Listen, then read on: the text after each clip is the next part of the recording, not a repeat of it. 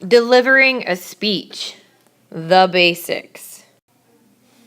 So this is going to go over what will take you from this guy looking all scared to this guy proud to talk and be upfront, wanting to prove that you're right. We should all be able to stand up in front of an audience and prove ourselves and have pride while doing so.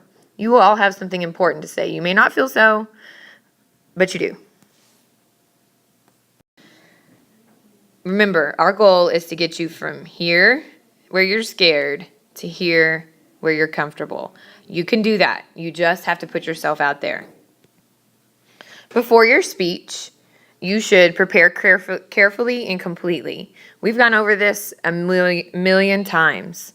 The other thing is you need to look your best. Do not come in this room looking like a slug. The better you feel about the way you look, the easier it is to present. It's just basic fact. The more confident you are, the easier it is to do something. Come in here looking your best. Relax your tense muscles. Give yourself a pep talk. I know that may sound silly, but if you tell yourself you can, you can.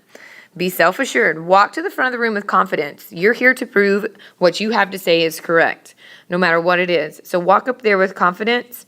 Take a few seconds before you start to talk. What's the hurry? Catch your breath, breathe, and then start your presentation. Have enthusiasm. Your vocal delivery should be enthusiastic. You should have a strong, positive feeling about what you have to talk about.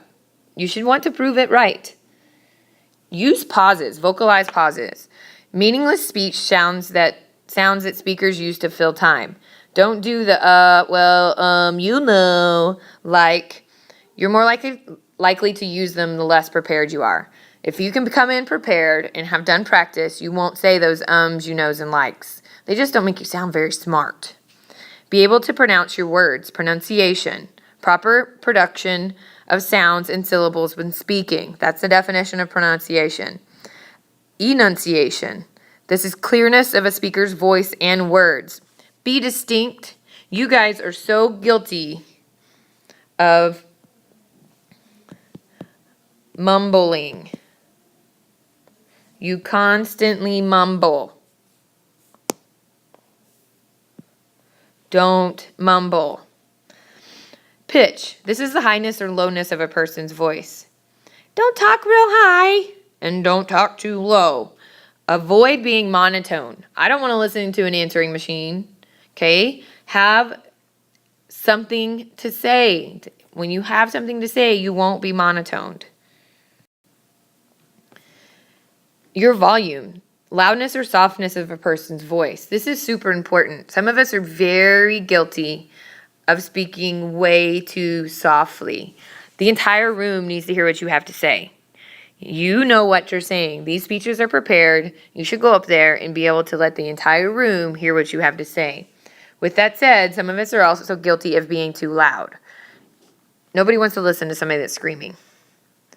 Okay, the next thing that you're going to be looking at is the intensity, the force at which something is said. It does not equal volume. This is how intense you want to be about what you're saying. Inflection. This is stressing and placing emphasis on certain words and phrases. This can be extremely important. Where you should look for inflection is if you are making an argument and you say, it should be done this way. You need to make an inflection. It is not okay. That's inflection. A good idea on this one is if you want inflection in your speech, bold or underline those words when you put them on your note cards and when you practice. Make them stand out some way. You can also highlight them to show where you should use inflection. This is rate. The next thing is rate, the speed at which you speak. Super, super important. Do not speak too fast. Nobody can listen. Nobody can follow along. It's better to actually speak slower. It gives them time to process the information. And then conversational speaking. Talking to the audience, not at them. Okay? This should be something like you're having a conversation with them. If you were to talk in a conversation, you wouldn't be monotone. So talk as if you're having a conversation. Your appearance. This is how you look to the audience. This is how you look to the audience. Your appearance should be neat, well-groomed, and tidy, like these people. Do not come in here looking like a slug. Okay, appearance is very important. The next thing is eye contact. You need to have eye contact, direct visual contact with the eyes of the audience members for an extended period of time.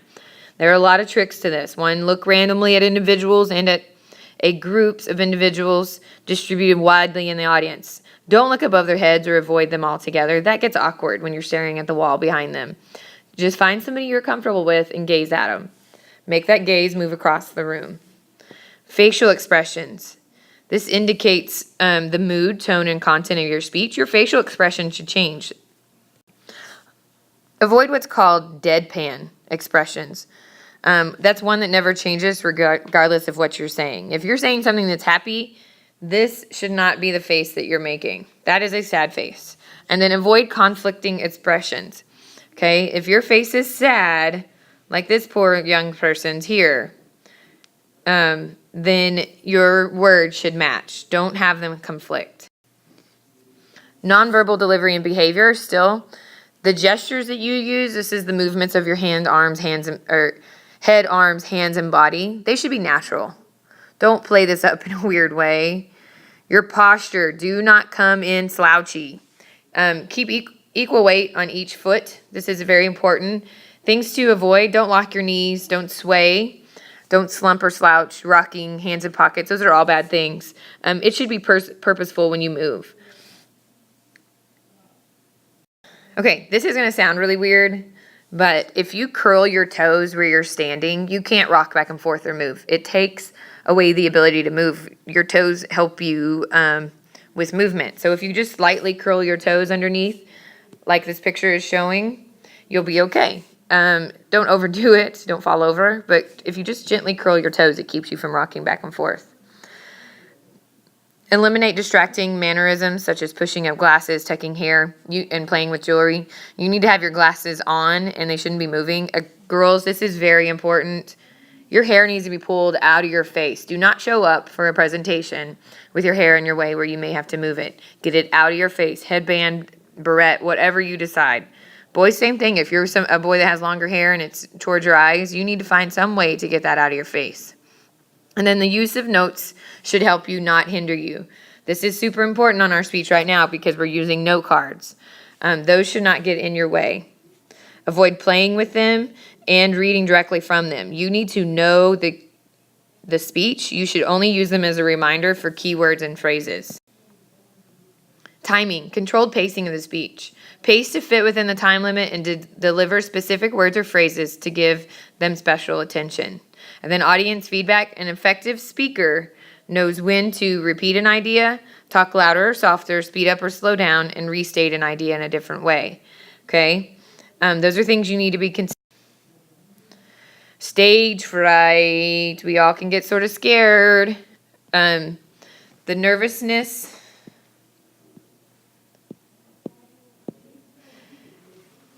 that a speaker feels before and during the presentation is stage fright. It's very normal. Almost everyone experiences some type of stage fright. Sometimes it's beneficial. It can make you work harder and prepare more. The audience is not likely to notice your nervousness. And then the more you prepare, the better it will be. That's the only way to overcome your stage fright, is to prepare. Nervous issues, you can start feeling queasy to your stomach, like this poor little stomach here. He's not feeling so good. You can get butterflies, sweaty palms, weakness. It'll all go away. Just ignore them. It'll go away. Dry mouth. Don't swallow or lick your lips. Start slowly and concentrate on what you're saying. Stumbling over words at the beginning. I'm guilty of this. We all are. Practice saying your opening lines. The more you practice, the better. Perspiration. This can be so awkward. Okay, take care of that deodorant that day. Or else you're going to look like this poor fellow over here with some sweaty armpits. Your squeaky voice or trembling, ignore them and focus on what you have to say. And then you may just want to quit. Don't. You have to keep going. Remember, this is for a grade and it's to make you better. This is going to help you in the long run, I promise. We're almost done. Distractions, if there's noise around, there's continual background noise, please just ignore it. Momentary noisy distractions, pause until it's over. So if somebody in the room's moving, just pause till they're done.